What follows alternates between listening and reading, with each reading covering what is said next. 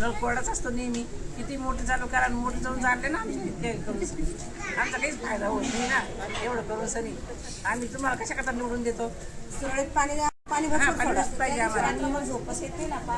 आणि विशेष म्हणजे 2-4 दिवसात आमचा पाण्याचा प्रश्न जर सॉल्व्ह नाही झाला, पाण्याचा प्रश्न आमचा सॉल्व्ह नाही झाला तर आम्ही डायरेक्ट मनपा अधिकारी त्यांच्याकडे जाणार आहे आणि किंवा मग पैठणच्या धरणात आत्मदहनच करणार आहे. प्रयत्न तर नाही पण दहनच करणार आहे आम्ही डायरेक्ट. पाणीच नाही म्हटलं काय करायचं, एवढं पाणी येत नाही, काही नाही. आम्ही पाणी मागण्यासाठी गेल्याच्या नंतर त्यांनी आम्हाला असं म्हणायला नको होतं की तुम्ही तुमच्यावर कारवाई केली जाईल. हे त्यांनी गलत बोललं.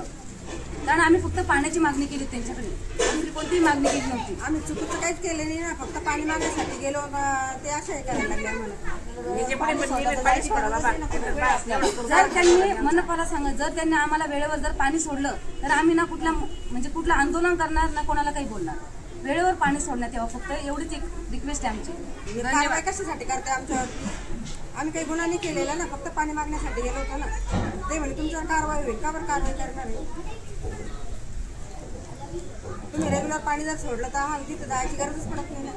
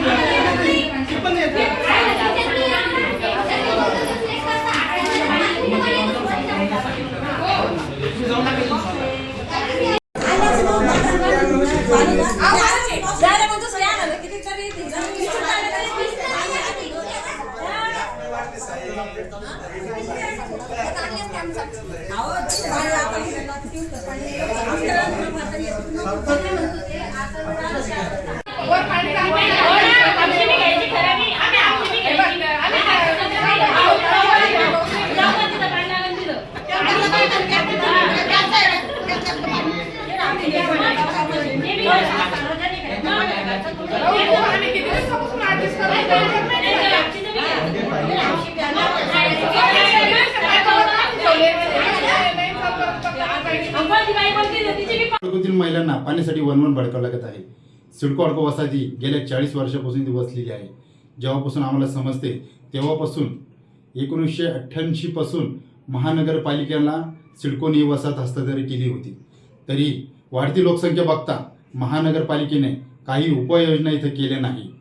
त्याचं फलित आज इथं जायकवाडी धरण जवळ असताना व पूर्ण पाणीपट्टी भरून सुद्धा सिडको अडकोतील नागरिकांना 10 दिवस पाणी मिळत आहे. व आता MGPच्या वतीने इथं पाईपलाईन टाकण्याचे काम चालू आहे व ज्या पाईपलाईनमधून सिडको अडकोला पाणी होते ते वारंवार पाईप फुटण्याचे काम चालू आहे.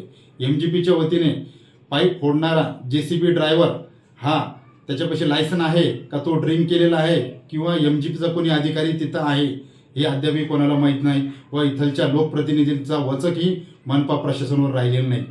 याचा अर्थ असाच होतो व संशय निर्माण होतो की येथील ठेकेदार व अधिकारी यांच्या संगनमताने हे कार्यक्रम होत आहे व याचा पूर्ण नागरिकांना त्याचा भुर्दंड भेटत आहे.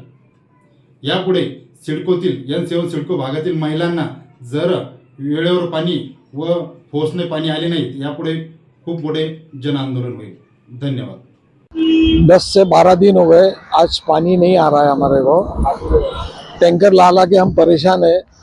टैंकर का खर्चा इतना है कि क्या बताए. टैक्स तो सभी भर रहे हैं और पानी बिल्कुल नहीं है, टाइम ही नहीं है किसको कुछ भी. और जो आता है वो मिलावट का कभी आता है, कभी सूखा आता है, बेटाइम आता है. कुछ समस्या बहुत है ये पानी की. टैक्स भरने के बाद भी ये पानी की समस्या बहुत है. इसका हल जल्द से जल्द निवारण किया जाए.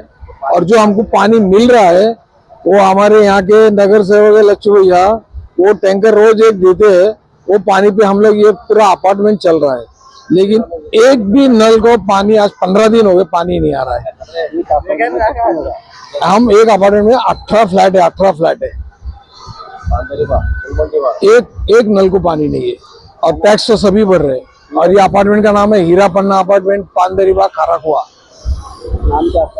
मनीष शहा.